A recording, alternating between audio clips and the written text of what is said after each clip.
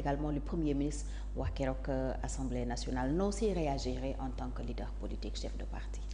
C'est de la désolation. Lii ñu def Abdou Nguer c'est une punition administrative en réalité ndax suñ la yóbbee instruction motif yi day nekk dañuy c'est des choses graves complexes wala ñuy wut complément d'information mais ñëpp xam nañ ni Sénégalais yi ëpp bokk xam nañ ni Abdou Nguer ku nguur gi xiifoon la absence de gentleman nag mooy utiliser le parquet pour anéantir des opposants képp ku d'accordul ak yow moo xam chroniqueur la moo xam lii ñuy wax c'est un fait nag qualifiable moom la ñuy wax détournement de pouvoir Adama wax na ko léegi flagrant délit la def lañ ko yóbbu ab duñu yóbbu ko instruction comme aussi kooku di nu mu tudd te mu nekkoon Amérique waaye te di wax affaire xorom xaw ma nan Assane Diouf moom itam nañ ñi dafa saaga ñu yóbbu ko instruction xanaa saaga bi dafa réer ci diggante bi dañ ko gisul en tout cas ñu ngi jox dëgg ñi naan sunu justice ñu ngi koy instrumentaliser lii nag dina waroo ak sortie magistrat union des magistrats du Sénégal li xew ndax da ngay dendale fee premier ministre dafa ñëw assemblée nationale tenir fa des mots très graves ne ko désormais il s'assume gaa yooyu nekk ci télé yi di wax yooyu dañ leen di effacer maanaam ak njariñ buñ mënti am ak nuñ mënti taxawee danañ fi jóge ci wax yu gën a yell ñu xëy suba ñu gis Abdou Nguer ñu jiiñ ko ki def compte ba xam nañ la xew xam nañ waaye ñu ne nañ ko jël dugal ko ndax mu noppi nañ ko chercher humilier ko di làqatu ci ginnaaw parquet pour régler des comptes politiques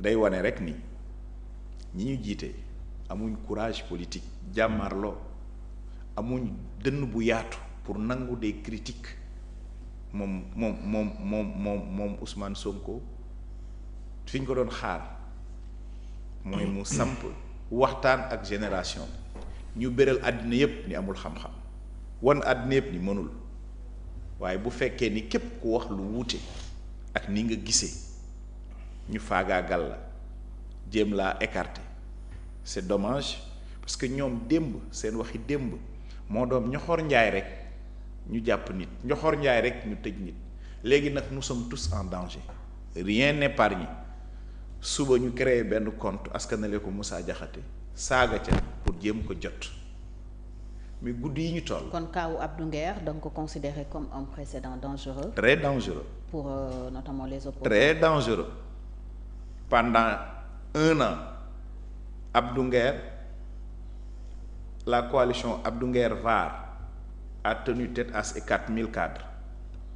Abdou Nguer mi amul certificat pendant atu yàlla moom ak la vedette VAR ñu tenir en haleine les peuples sénégalais di montrer les incohérences le reniement le revirement de ñi jiite ñu tey moo lay wan rek ni ils sont pas profonds ils sont pas étoffés mënuñu dékku li ko waral nag mooy amuñu parcours xëy na cëpp la te politique soo ci nanguwul dékku suñ la waajalul pour nga dékku lii rek la lay yóbbee toog ci chaise de xéeru ba chaise bay bëgg a dam tu transposes ce énervement ah oui c'est ce qu'on appelle la communication de type émotionnel.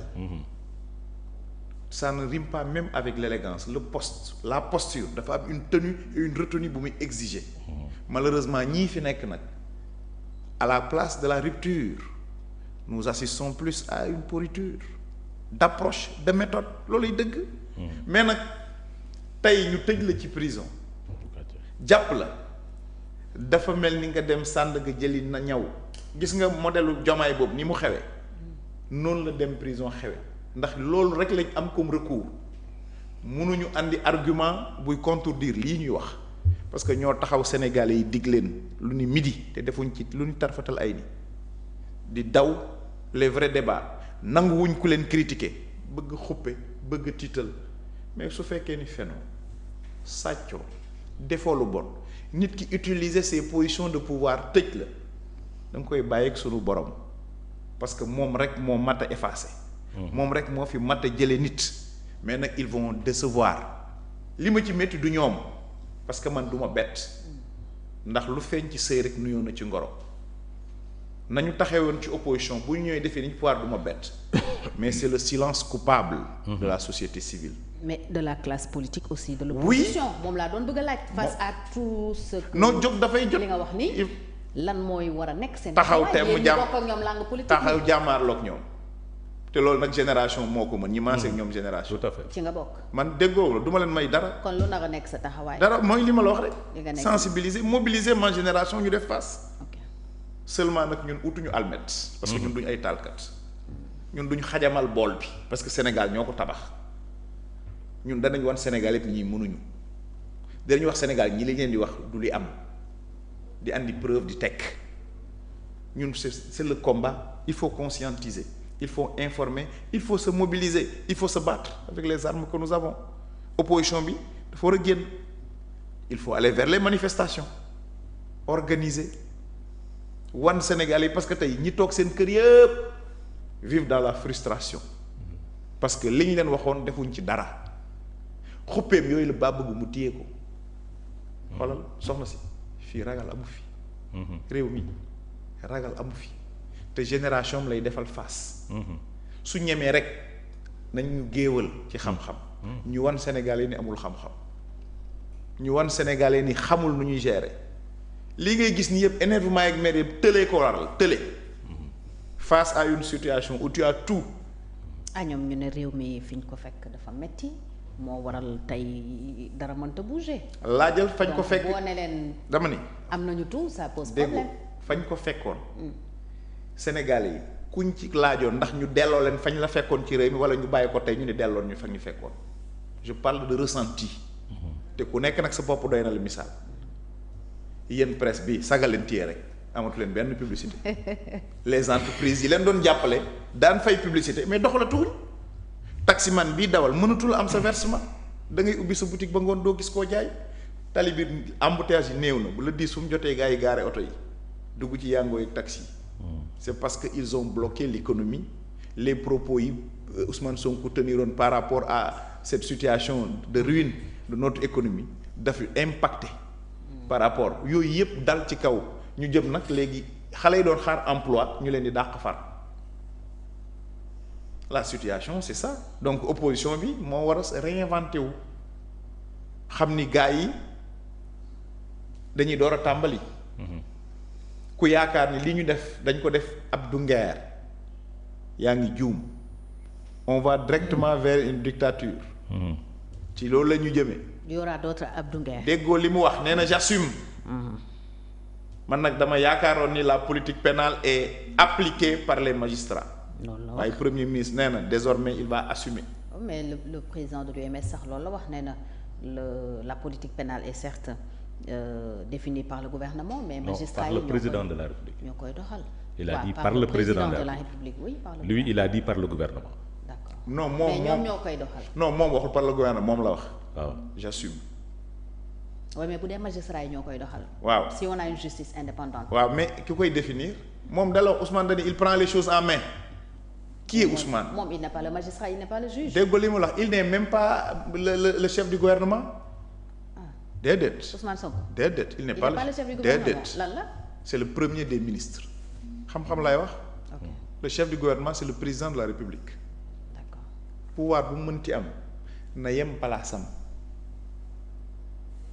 bu fa yemee rek ni ñu jox ko cër bi moom bu fa yemul ñu tegaat ko palaasam. mais président moo bëgg moom mu gën a am doole.